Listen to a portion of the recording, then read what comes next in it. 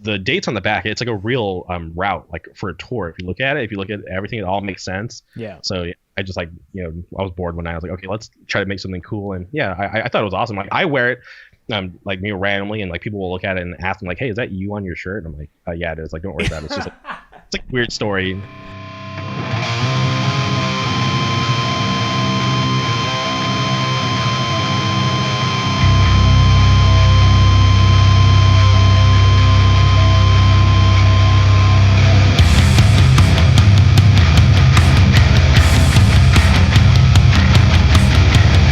My head like too cut out of the frame. Like, No, I think you're fine. I'll just crop it in. So, cool. Well, thanks for tuning in for another episode of the Scope Podcast. Super excited to be sitting down with my homie on the West Coast, Jamie. Why don't you say hello to the people at home? yo, what's up? Shout out Scoped Exposure. I love Can hardcore.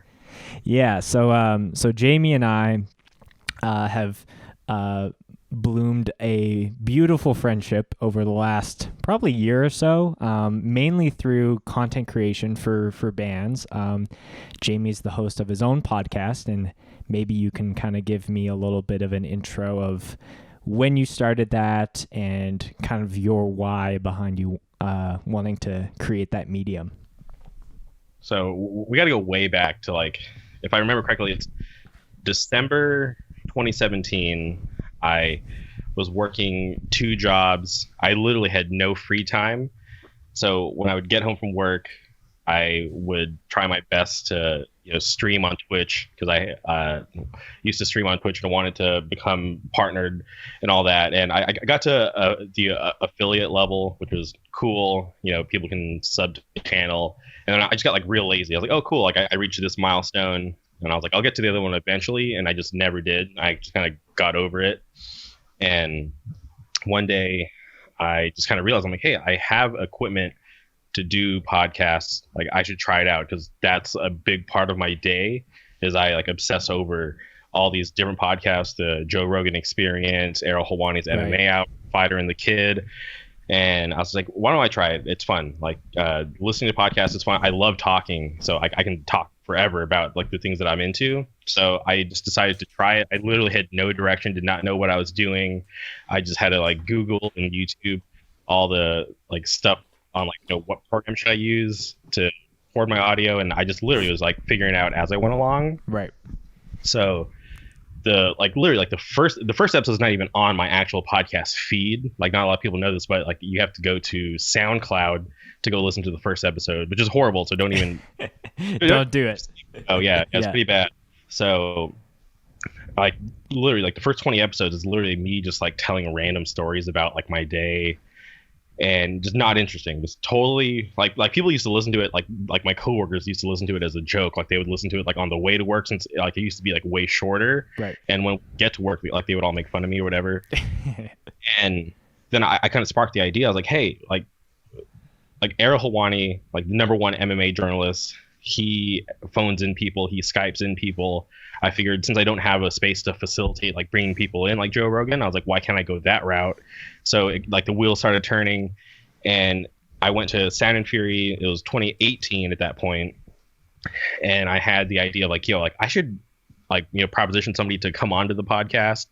And I just that weekend saw a bunch of bands, and the one band that I really wanted to talk to was Spine, because like I enjoyed their set at the intimate stage upstairs, and I was like, this is like really cool to me. So like I want to see if the singer Antonio would be interested to come on. And seriously, that whole weekend I was looking for him, and he was like a ghost. I couldn't find him. So after the fest, I had to hit up the people in my group chat, because I knew some people that like were friends with him. So shout out to my buddy Travis.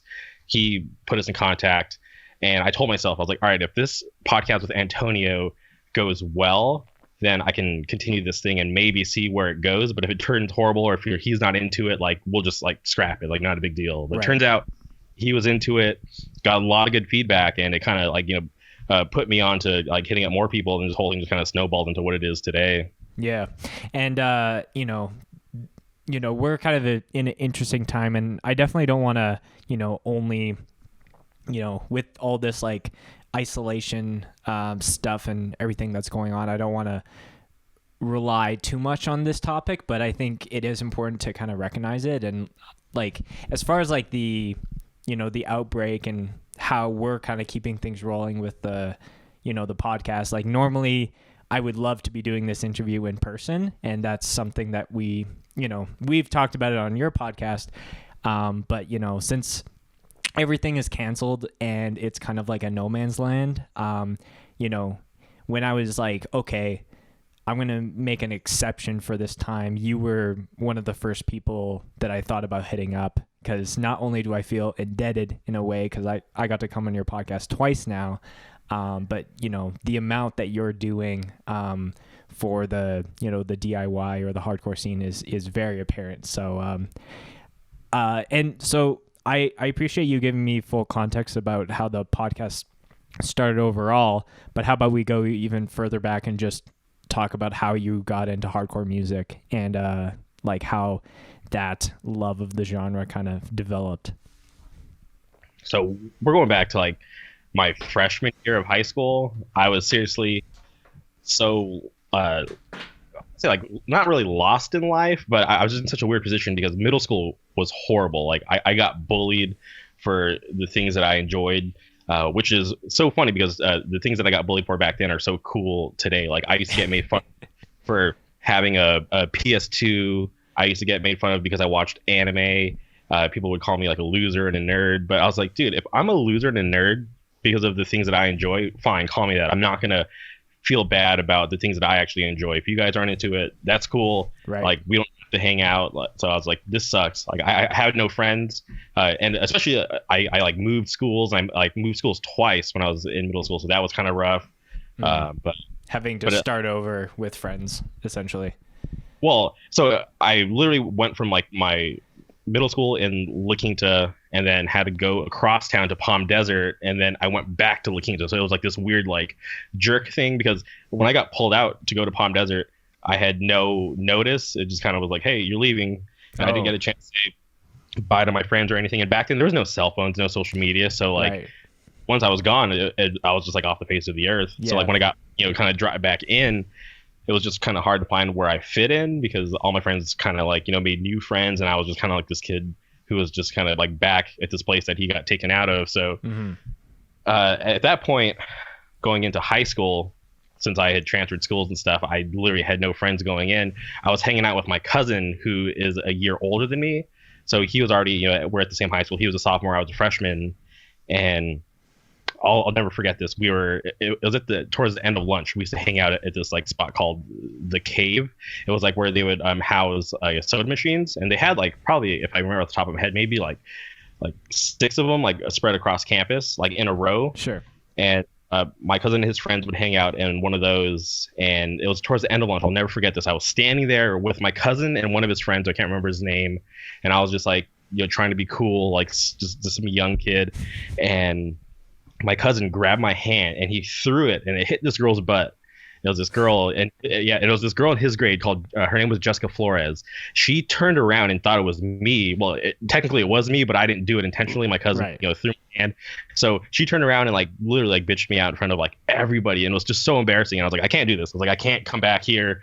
I don't want to be like I can't be set up. I was like, I don't want to be the butt of everybody's jokes. I was like, I need to find my own friends. And luckily, I made friends with these guys in my math class.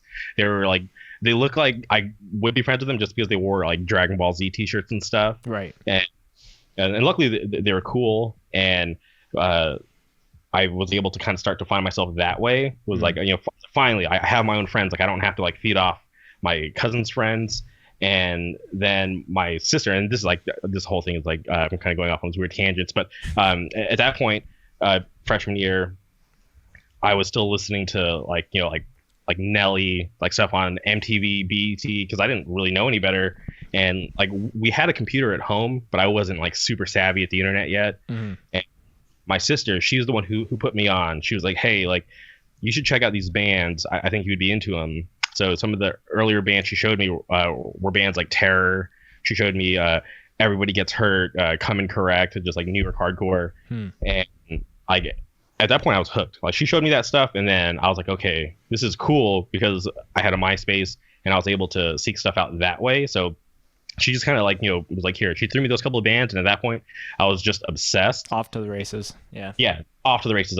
I was the type of kid that I would be scouring MySpace for new bands. I'd be like reading the lyrics, just studying stuff and trying to figure out how these bands were connected, like where they were from. And it was, just from the very beginning, I was just always obsessed with this. Yeah. And, like California specifically is like a great, hotspot for hardcore. Like, I think a lot of scenes in different smaller towns that have smaller scenes, would love to get to the level of, California, as far as, maybe now because of, things being like quarantine, like, but in the normal world, like there'd be like a show every weekend or like multiple shows that you kind of have to choose between.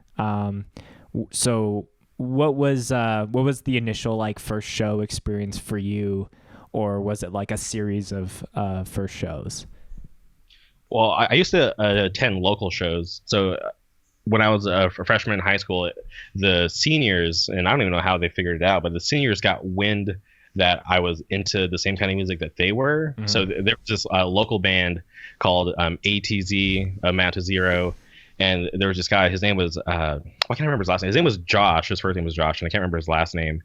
But he was just like really into the fact of like just like wanting to hang out and kind of put me on. Like it was so weird because like the way like our school was set up, it was like in wings. So there was like one wing and there was like two classrooms on each side, but there was like a center that connected all of them.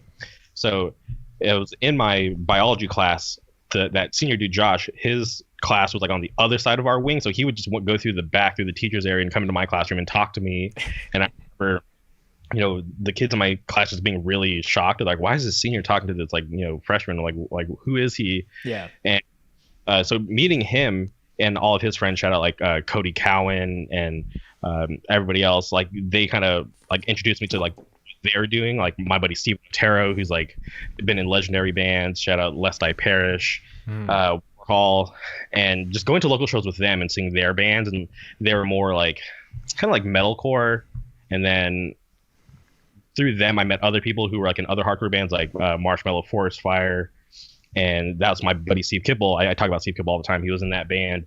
And then meeting people like my buddy like Chad, I like owe him like a lot because he would literally go out of his way to pick me up and take me to shows. So it started with the local shows, and then from that point, I would go out of town with him. We'd hit up like Anaheim, Corona, Huntington Beach, and just shows like that in the early 2000s. Yeah, and that like camaraderie to like have people that can really pull you in, because at least when I started going to shows, like, I had a license and things like that. But, when I moved to Calgary, it's like, oh, there are kids here who can only take public transit or, so, promoters were trying to be strategic about, creating shows around those routes. So, kids could do that. Because if it's kind of in the middle of nowhere, it's like, oh, well, I got to take a bus and then take a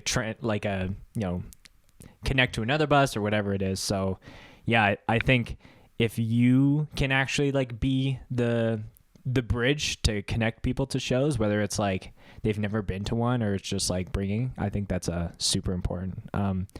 So I think that's like a good amount of context to talk about like how, the seeds of hardcore were planted for you.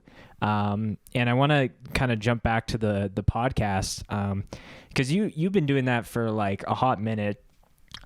You're over 100 episodes for sure.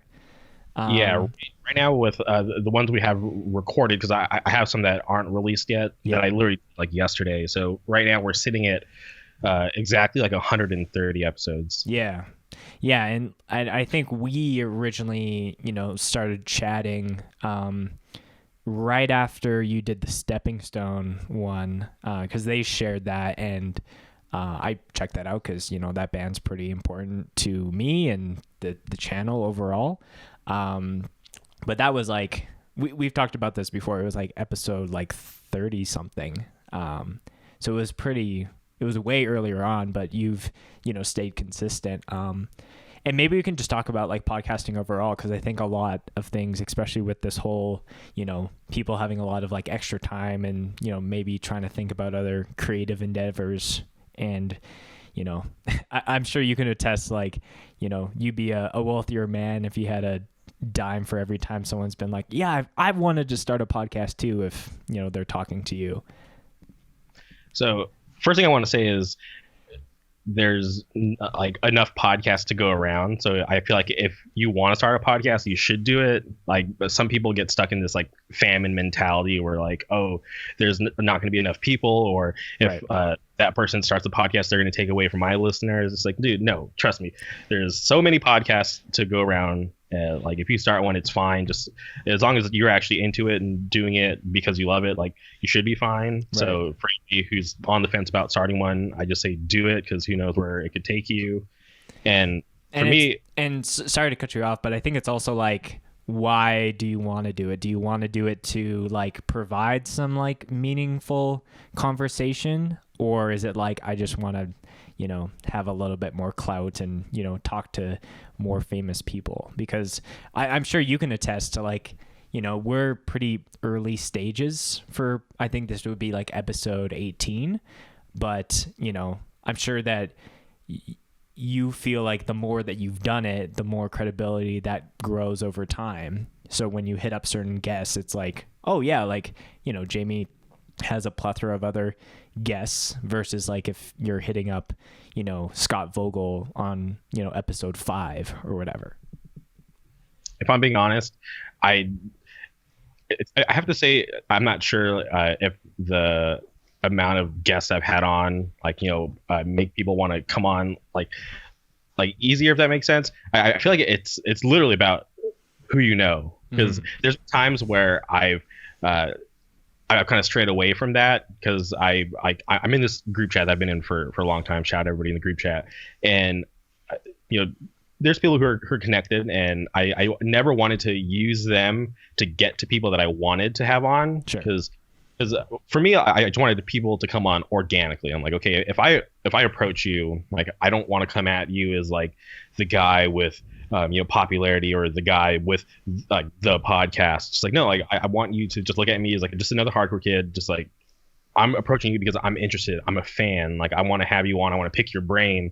I don't want them to come on for fake reasons, if that makes sense. Yep. No, I totally get you. Yeah. Yeah. So it sucks, because like, trust me, I've dealt with that with the early stages of the podcast, and people just kind of like turning the other cheek and just not really wanting to give me the time of day, just because I was just and not saying that I'm like somebody now, but back then, like, nobody really knew what was going on. Right.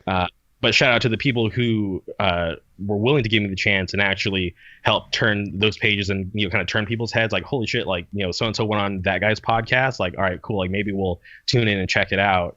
Which I'm like, all right, cool. Finally, like, people are giving me attention, but it's like, I'm still the same person, right, still wanting to provide the same content. So it sucks, but I definitely get it. Yeah. So for me, like, in my position, like, recently there's been like a string of like zines who've been like DMing me like, hey, like, are you into zines? You should check out my zine. And I'm like, yeah, sure, fuck it. Like, I'm not any better than you.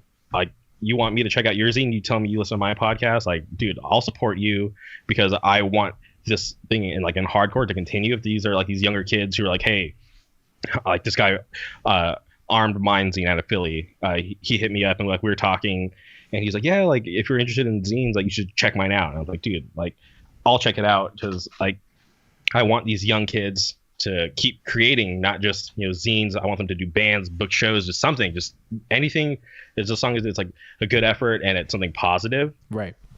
So yeah, so shout out to all the zines, and going off on random tangents, but yeah, the podcast, stay consistent. That's like the best advice I could give anybody, because that's what was told to me, and it's true. If you're consistent, it's like the best thing you could do, because like once you go away, you take a break and you have to announce that you're coming back. That's just bullshit, and like nobody really cares. Yeah, and it becomes that was something that I was trying to be very upfront about. It was like, this podcast is going to drop every Friday, and like I'll admit, like there has been certain times where a guest has requested to re-record an episode, and I felt like that was a like, due to the circumstances, it was like, okay, like I'm usually one to pick my battles, so to speak. Like, I know when it's time to like stick a flag in the ground and be like, no, like, we're going to be doing it this way, or, not try to be a dick about it, but just being like, I understand where you're coming from. This is where I'm coming from. Let's make a compromise. So, and definitely like with this whole, outbreak, I was like kind of put into a position where it's like, okay, either I can be adaptive and, interview people this way, or I could just be like, no podcasts or only audio. But, I feel the need to create content at this time, especially when there's no shows or tours or things like that happening. Have you kind of felt the same effect of that when it comes to your output, or you're just like, I'm going to kind of stay the same? Is that one episode a week? So for me, I like to do at least 2 a week, and that's like, schedule permitting, sometimes 3, but I feel like if I do more than 3, that could be like overload, just because I have seen some like, drop off when I do like, more than 3 episodes a week. So I feel like that's like a sweet spot. And but I just kind of go on like just a whim. I don't really have like a super solid schedule outside of doing like, at least 2. Like I like to do, and this is me like peeling back the curtain, for sure every Monday. That's like for sure, like every Monday 10 a.m. Pacific Standard Time, there'll be a new episode, right? Unless there's some weird reason like I'm on vacation or something. But if I do 2 episodes a week, it'll be Monday, Thursday. If I do 3, it'll be Monday, Wednesday, Friday. Gotcha. And so have you picked those days more so like that works with your like work-life balance schedule, or have you seen like these days actually perform better than like a Tuesday or a Wednesday? No, so I like to imitate the people that I look up to. So Sure. Ariel Helwani, his MMA show drops every Monday at 10 a.m. And I'm like, I feel like that's a good time. Like, most people are up at that point. Maybe they're at work, maybe they're just getting their day started. So I was like, all right, to me, that's like a sweet spot. So I'm like, cool, they do it then. And then I follow The Fighter and the Kid, and they drop typically Monday, Wednesday, Friday. Gotcha. So it's just nothing based off analytics. It's just like what podcasts I'm super into. I just kind of follow like what they're doing. Right. Yeah. So I'm like some weird genius or anything. Like I'm literally just I tell people all the time, like I try to structure like what I do off of like the podcasts that I follow, because they're successful. So I'm like, all right, cool, maybe I can follow that same route and become successful. Yeah, take inspiration, or like you're watching what they're doing, you're trying to echo that in a way.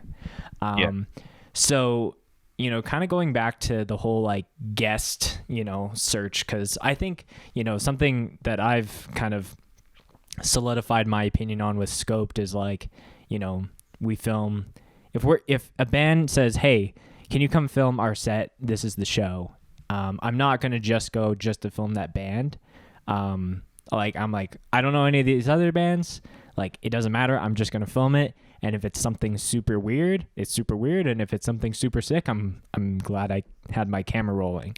So when it comes to like, not trying to just like, okay, who are the most, famous hardcore individuals I can hit up for my podcast? What's your process as far as like, I really like this band or this person in this band and what they're doing, and I might be the only person to know about them, but I'm still gonna, reach out to them to have them on. So there's not like a crazy process for me when it comes to having people on the podcast. Like the first, I guess, layer of it is, if I'm a fan of the band, I'll reach out in some like shape or form. Either I'll DM somebody in the band, or if I know somebody who's connected to the band, I'll reach out and ask for a suggestion. I'm like, hey, who do you think is the best person to talk to on the podcast? And I'll take the recommendation. So that's like the like first level of it, is like me being genuinely interested in the band that I'm having on. And then from there it goes like, I'll have people DM me. They'll like DM me suggestions like, hey, would you be interested in having this person on? Or even behind the scenes, like, the bands themselves will reach out to me, which is nice. Like when people like hit me up and they're like, and they have suggestions, like 90% of the time I'm already aware of that band, especially if it's like, hardcore related. Because like, sure, I try to stay on top of everything. I try to click every link that people post, like, hey, check out this new demo. And I try to stay on top of it, but obviously there's so much bands out there, so much new music that I can't like, pinpoint everything. So I'm welcome. I welcome the suggestions, but yeah, but for the most part, it's literally like me being like a legit fan. Like I've never wanted to have somebody on because they're popular or because they did something viral. It's like, no, like if I'm asking you to come on, it's because I'm a legit fan. Like I enjoy the music or I think you're interesting as a person. I just want to pick your brain. Right.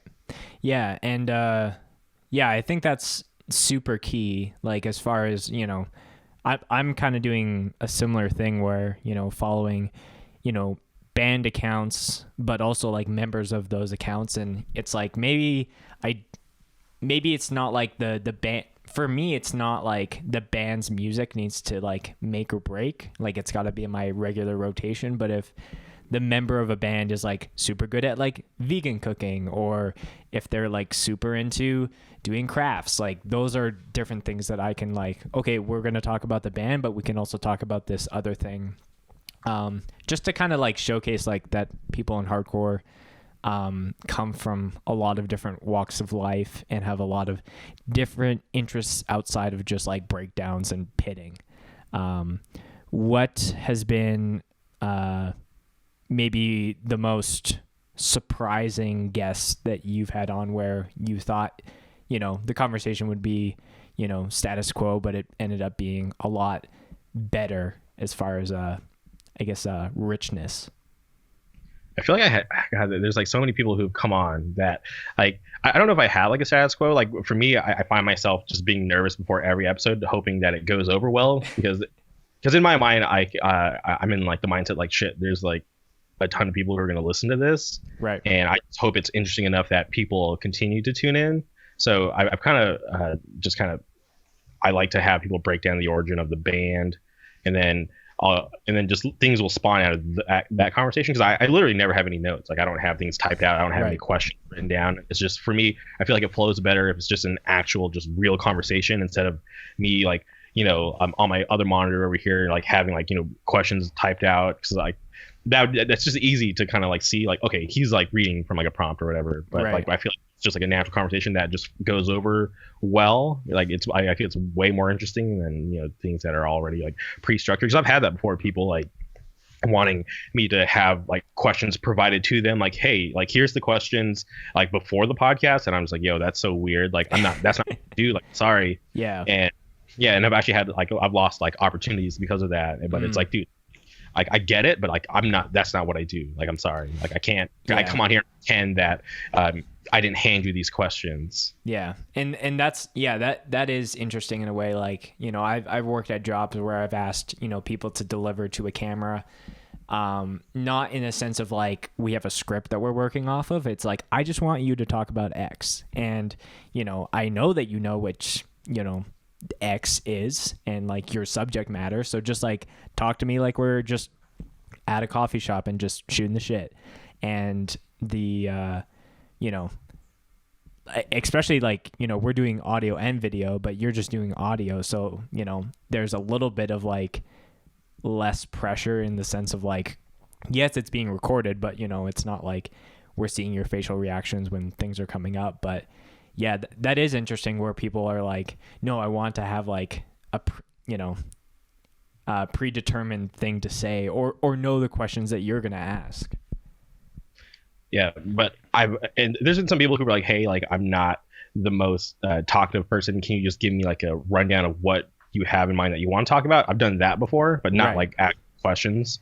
But going back to your original question, I feel like the episode I did, it was episode 100, was the only like video like form that I did like on top of the audio. It was episode 100. I went to Disneyland with Jeremy from Fury and Steven 197 Media, filmed it. Yeah. I feel like that moment, like that conversation, to me, I knew once everybody agreed and was on board, I was like, okay, this is going to be awesome. But like actually being there in the moment, like in Disneyland, like one of my favorite places ever, and having Jeremy be a real guy, just like super down to earth, just like willing to talk about anything, like on the camera and off the camera, it just like blew my expectations out of the water. Like that one was like really special to me, and I'll never forget that. Yeah. So yeah, let's touch on that a little bit. So for your 100th episode, and I think you gave me a little bit of a hey, this is what I'm up to for this prior to it happening. But can you talk a little bit about how that all came together as far as you wanting to celebrate 100 episodes on the podcast in a special way with a special guest and in a specialer, I don't know if that's a word, but a better,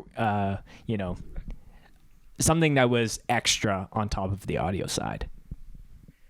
To be honest, I never really thought I would get that far, because I'm like, okay, 100 episodes, that's a lot of content. You think about the conversations are average an hour and a half, so that's so many hours of talking.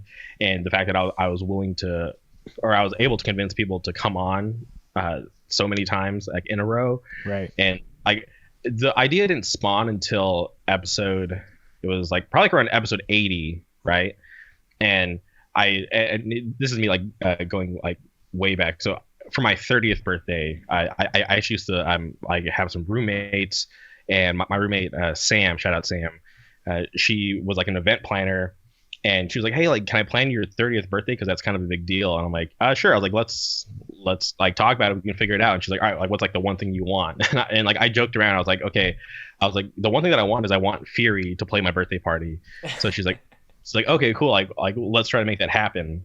So we sent out some emails to try. We legit tried to make it happen, but it turns out that year they were playing America's Hardcore. Literally on my birthday, November 30th, they played America's Hardcore, so they weren't able. And I don't even know if they were interested, because they never responded. But that's fine, because that's such a weird request. Like, hey, come play this like random dude's birthday, right? Yeah. So that kind of fell through, and for the longest time, people who knew, like I've never talked about it publicly, but people who knew about it would like clown on me. They're like, oh, like, Fury didn't play your birthday, like, haha, like you suck, whatever. And I was like, dude, like it's not my fault. Like I just wanted to do something cool. So I was like, whatever.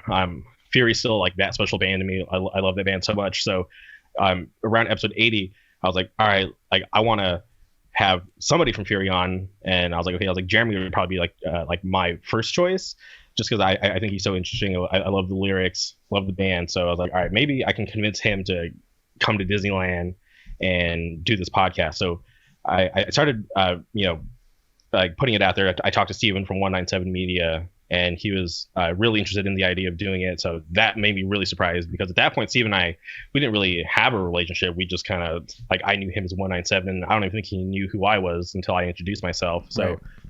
Once he was on board, I was able to present it to Jeremy, and he was down from the start. Like, I didn't even have to convince him. Like, once I sent him the initial message, he was like super down to do it. And then it was basically just like timing, because the time frame just kind of, and I staggered some episodes just to make the timing right, because we had the date set and everything. So it's like, okay, I was like, if I'm at episode, like it was like 80 something, I have to get to 99 like at this point, so I can make this episode 100 drop like perfect. Mm-hmm.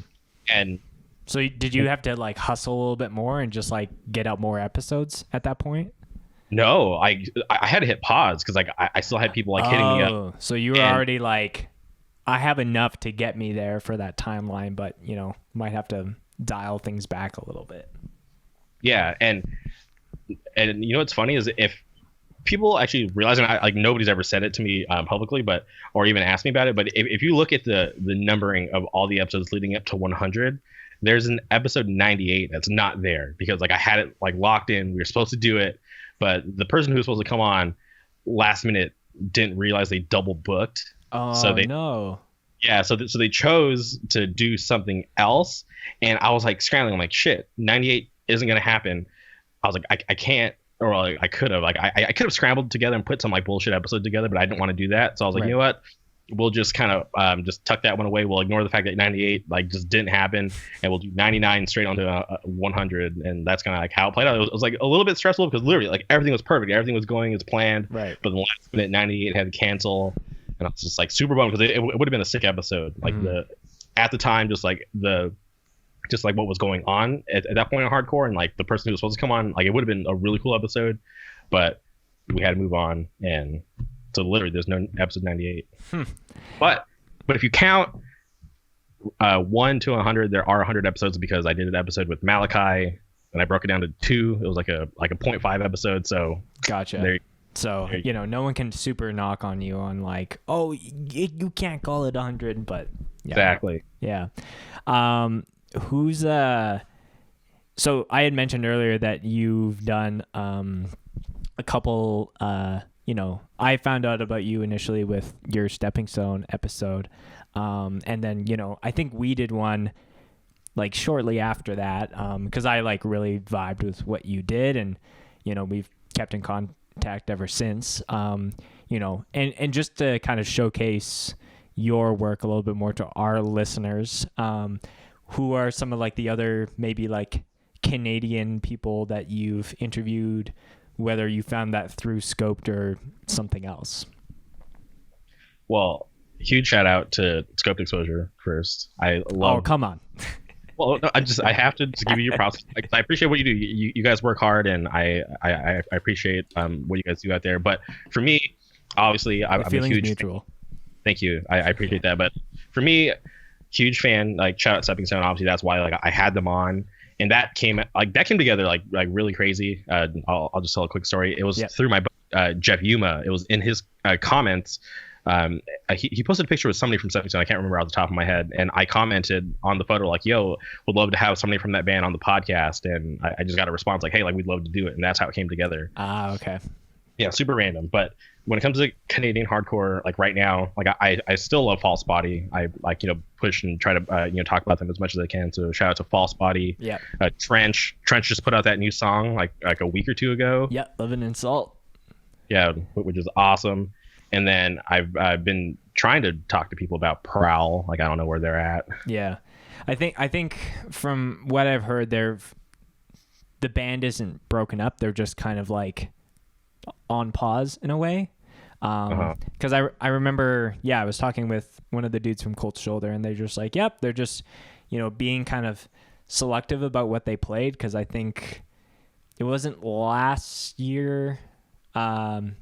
I think it was LDB 19 is when they played last. Like they just played that one show. But Prowl is a band at least that I've heard from Mark, who plays guitar, like they're still doing stuff. It's just a lot slower than maybe some of them would like. But that's a band that I would, I would do a lot of dangerous things to see that band again because they're just so fun. Yeah, they're awesome. And if anybody out there who hasn't listened to Prowl, go check them out. But also want to shout out Plead. Yep. Plead's awesome. Calgary boys. Yeah. And then, I feel like I could just go on. And then obviously like Mortality Rate, Serration, and then the bands that you're in. Yeah, Endgame, Locked In. Have you interviewed any...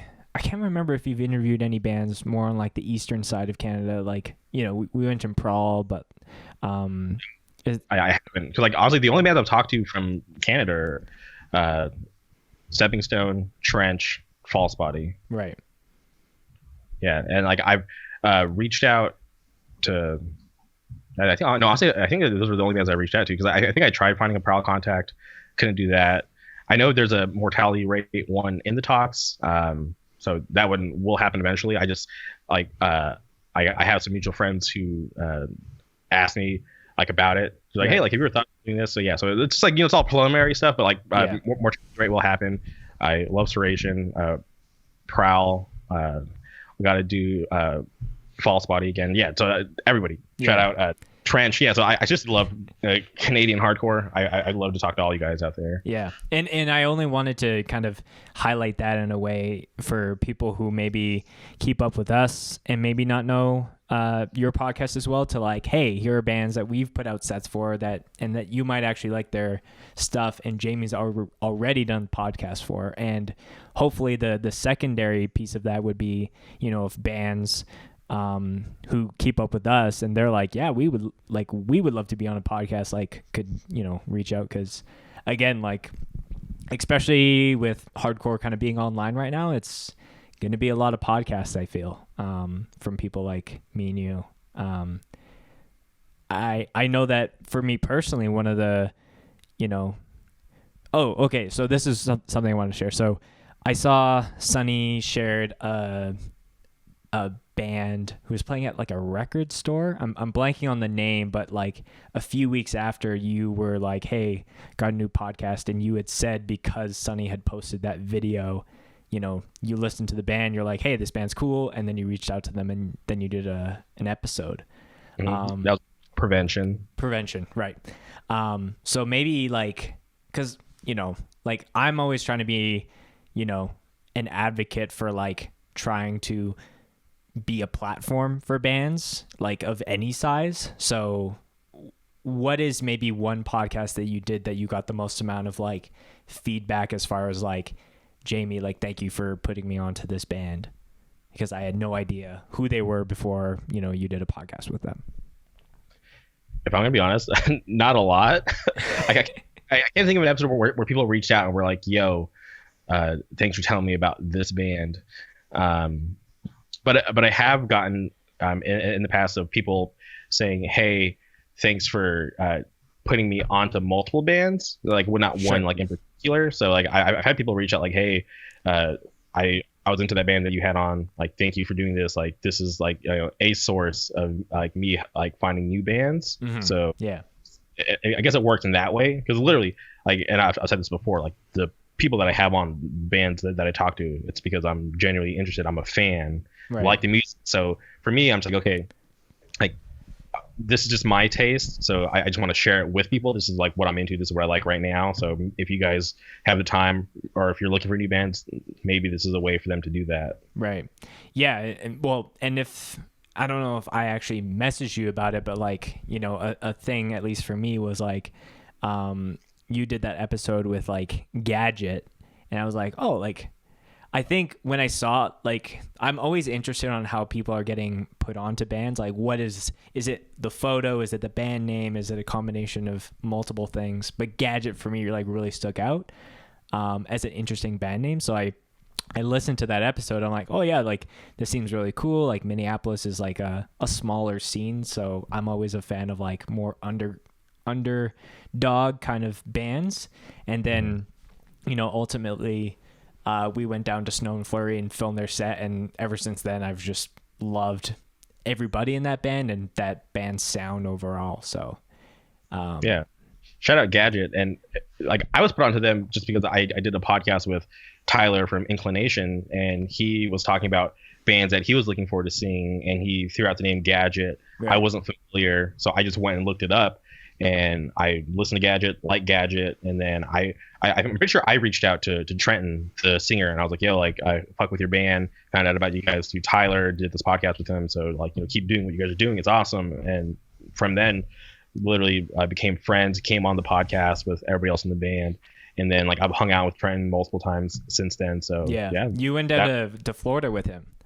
Yeah, so check this out. I went to Florida, and I was on vacation, like legit vacation, and I didn't realize that weekend was the point of contact record release for Commitment. Right. And the day before I flew out, I'm like, holy shit, like, I have to go to this record release, because like the lineup was insane. That new record was insane. Like Point of Contact's probably like my favorite band out of Florida right now. So I was like, I have to go. Like, I would be a fool to be so close and not go. So I reached out to a couple people like, hey, do you know anybody who's driving up from this location, because this is where I'm at?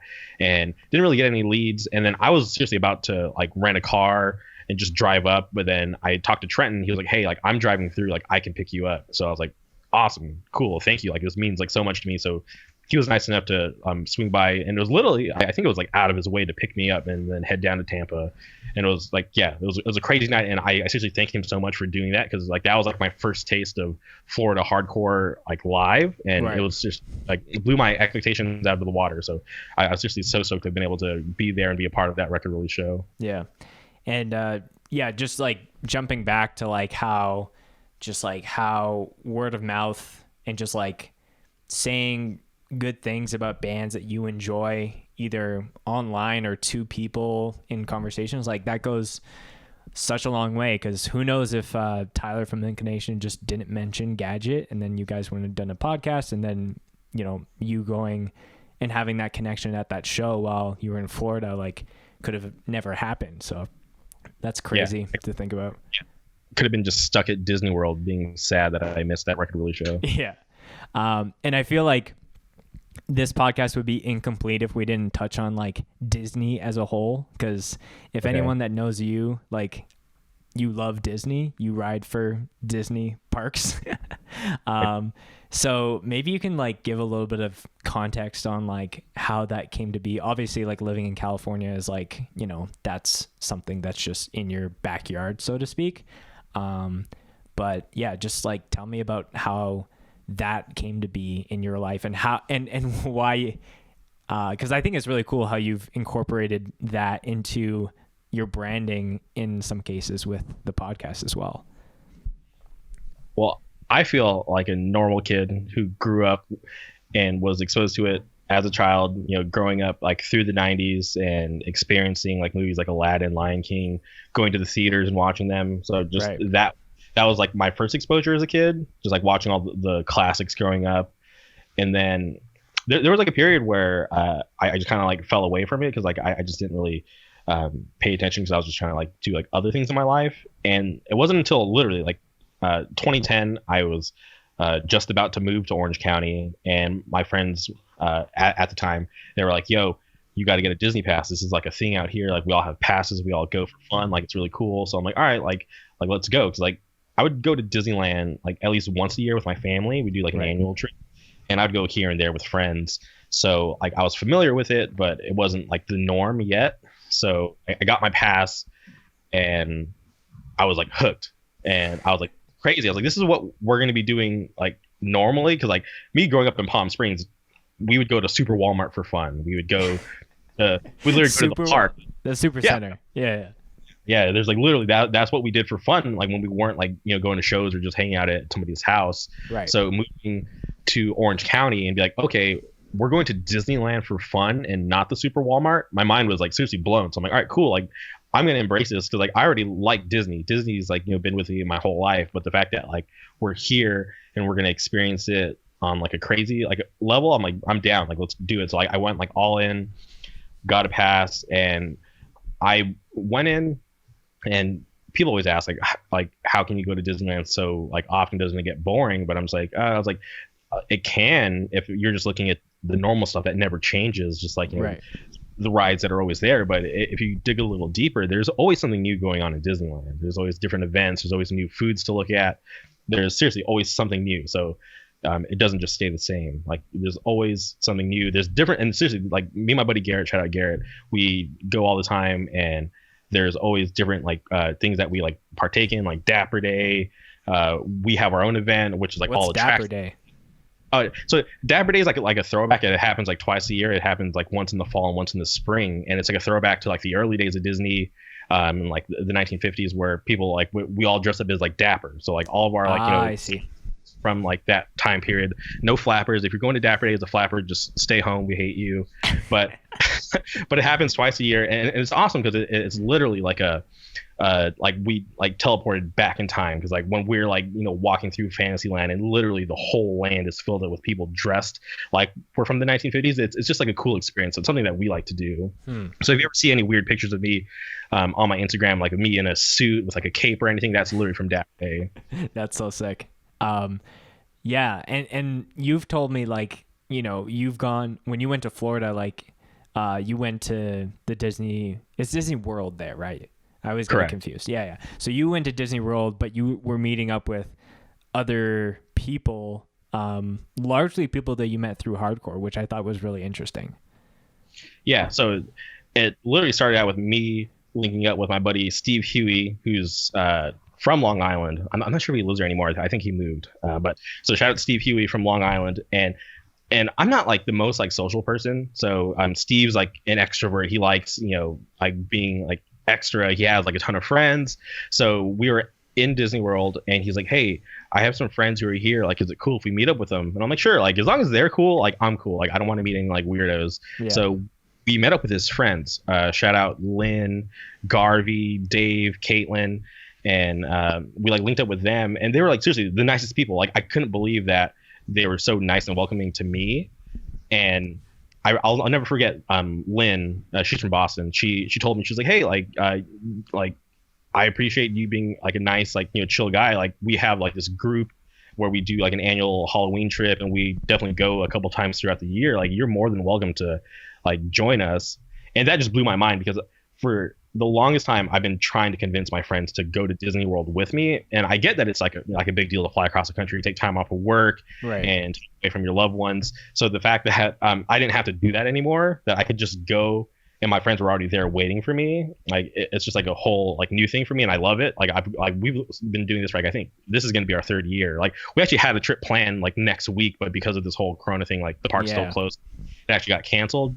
But linking up, and it's all through Steve, so shout out to Steve Huey, and meeting up with all those people, and like we're all spread out, like literally Boston, Philly, and like different parts of New York, and then me being the sole guy from the West Coast. It's like it's an interesting group, but I love it. Like it's arguably the most passionate, because you could drive like, I don't know how far away Disneyland is from you, but like you're 5 days. Yeah, you could literally just like, you're going on the other side of the country to go to a different park. What's the biggest difference between Disneyland and Disney World, in your opinion? The biggest difference is that everything's so spread apart. Because when you come to Disneyland, like Disneyland's here, California Adventure's here, right? Literally directly across from each other. But in Florida, it's spread out because they have such a big piece of Florida out there that they were spread it out. So like you literally have to like hop on a bus or the monorail or get in your car and drive to the next park. You can't just really walk. Oh, wow. Like, there is like a hidden walkway, but it doesn't connect to all the parks. So right. Yeah, you have to get in some sort of like thing, like, or like the new sky buckets. So that's like the biggest difference, is that it's all spread apart. Sure. But then but once you're inside, it's like the same. It's like the same Disney vibe once you're inside. Yeah.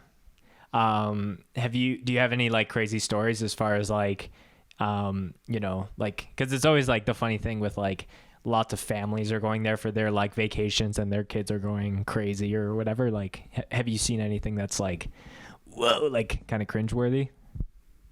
The most cringeworthy things, are the whack ass family T-shirts, because like they go. And I get it. Like you guys all save up to go to Disneyland as a family, and you're all excited to be together. So you want to show off that you're like a unified group.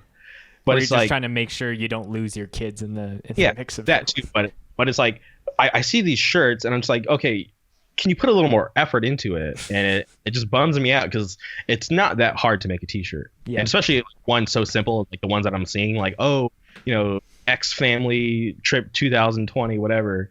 And I was like, dude, like those shirts suck. Because in my mindset, it's like, okay, if I'm going to spend money on a shirt, like a custom shirt like that, like I want it to look nice, not like some half-ass thing. Like, so, and this goes back to like 2016, my first Disney World trip ever.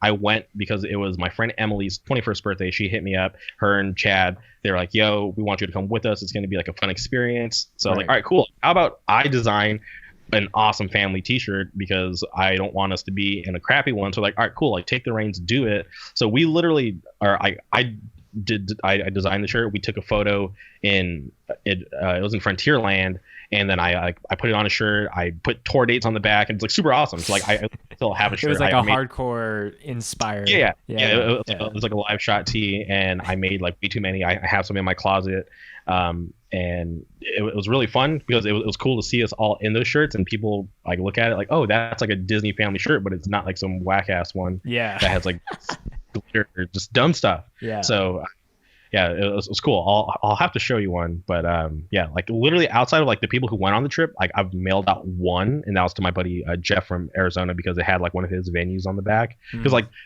the dates on the back, it's like a real route, like for a tour. If you look at everything, it all makes sense. Yeah. So yeah, I just like I was bored one night. I was like, okay, let's try to make something cool, and yeah, I thought it was awesome. Like I wear it.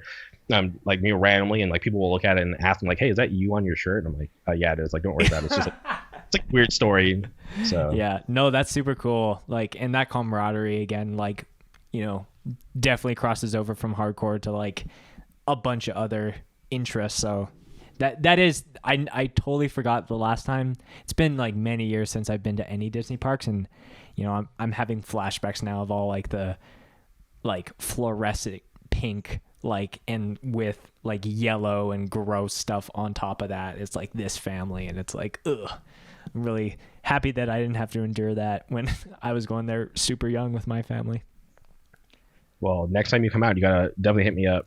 Yeah, it's on my list to do some Disney experience with Jamie, and would honestly love to even do a podcast or help you film a podcast there. That would be a super sweet collab to do. That would be awesome. And I get like asked like a bunch because of episode 100, like when the next video one is. And just for anybody out there who's listening who cares, I have some planned. So we will have, if everything goes according to plan, by the end of the year, we will at least have like 2 more. Right. Cool. Yeah. And maybe you can kind of we can kind of finish up here. Just, if there's any major big things that you want to tease with the podcast coming up, any future guests you want to promote in the next few weeks, as this will come out on, the following Friday. When does this come out exactly? Let's look at the calendar. So today is the 28th, Saturday. So the Friday after would be the 3rd. The 3rd. Okay. Yeah. All right. I'll give you one guest that's coming on next month. I won't say when he's coming on, but I will tell you this. And I literally, outside of him, I'm not sure who he's told. Right. Only one other person knows besides myself and him. So I'll give you a little breaking news. Exclusive breaking news. Cool. Exclusive, because I love when people break news on the podcast. It's so funny. And it's like things that I don't even fish for. It just kind of happens on the podcast. Yeah. So I'm happy to do that for you. So next month I have booked Colin Young from Twitching Tongues to come on the podcast. Sick. Yes, and that one is something that I'm really excited for because Twitching Tongues has been on a hiatus. Nudie Mag just dropped a new record. He's filled in for like awesome bands like It or Not, and it's just like I have so many things I want to talk to him about because he's been so involved and he's still so involved, and he's just Did he do that? Sorry to cut you off. Did he do that guest spot on the newest Drain track? No, that was Brody King. Oh, okay. Yeah, from God's Hate. Gotcha. Yeah, so he's just somebody who I'm really looking forward to talk to. And I reached out to him and he got back to me, and he was very prompt and just like really awesome to talk to through DM. So like I can't wait to talk to him on the podcast. So yeah, it's something I'm really looking forward to next month. Right. Cool. And excuse me, I'm burping up some things. And the one piece that sometimes I've been forgetting on some of the recent podcasts, but I want to make sure that I'm doing every episode, especially going forward. Wait, real quick, sorry. What? I just had a brain fart. It was not Brody King. It was his brother, Taylor Young, who... that makes sense. For Disgrace. Okay. Yeah. Because I'm pretty sure it was, the last name was Young. Like, I'm looking at the... brain fart. Disgrace. Yeah. So it was Taylor Good thing for correcting the record there. Did you... Was it him or... I'm trying to... Because I don't know if you saw that whole video that he put together of a bunch of like... people in hardcore singing, like yeah. Was it Taylor who did that? So Colin started it. Gotcha. Yeah, but Taylor was in the video. Right. So are you gonna talk to Colin about how that came together? Because that kind of blew up. That was on like Metal Injection and a bunch of other news sources. Oh yeah, trust me, I've been paying attention. So that is on the list. Yeah. So I don't want to give away too much, but yeah, that's something that we will talk about. Right. And if you haven't seen that video, definitely just look it up. But yeah, that's very cool. But yeah, before we go, I definitely want to bookend with kind of a favorite mosh story that you can share to kind of close out this whole thing. I know you gotta get favorite to posting a podcast of your own after this. Favorite mosh story. It can be you or it can be someone else, that you saw. I've never been asked this question before, so I'm like, I don't even know what to think. Favorite mosh story. Okay, favorite mosh story.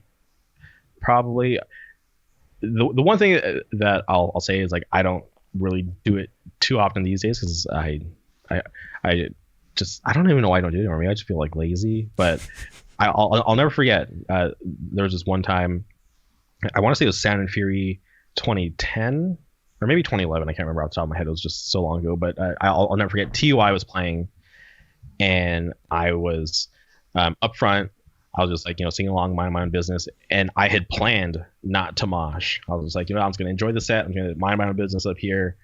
And then they played Gemini, and I was like, I can't do this. This would be criminal for me just to stand here and not do anything. So like I just remember like just jumping up on stage. I stage dove and I jumped in the pit, did my thing, and it was fun. Shout out TUI. Yeah. Some songs will just get through under your skin and just take control in a way. For sure. Yeah. I remember our podcast with Gabe. He was just like, you just kind of get caught up in the moment. And, for him, that sometimes means dropping the camera and, doing some things for a band. Well, cool. Jamie, thank you so much. I'm super glad that we got to finally do a podcast together. Obviously, when we finally link up in person, we'll have to do something a little bit more in the flesh. But, I'm super glad that you took some time out of your day to chat with me. And maybe you can just share how people can keep up with you on social, where people can subscribe to the podcast.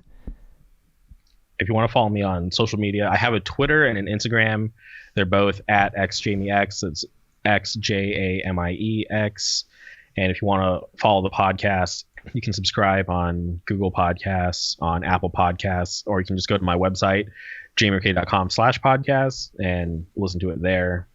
Yeah, and definitely do that, because I think, there are, a bunch of people that have hit me up that I feel, super grateful for, that they're like, hey, can you recommend me to other hardcore podcasts? And I've turned a lot of those inquiries to you, because I think what you're doing is super crucial. And I think you're doing a great job, and I can't wait to see you hit 200 here real soon. Thank you. I definitely appreciate that. And thank you guys all for tuning in. Go buy my merch, jamieorque.com/shop. Nice plug there at the very end. We don't have a shop link, so definitely go buy Jamie's merch and go to Disneyland/World when you can. For sure. All right. Thank you. I appreciate it.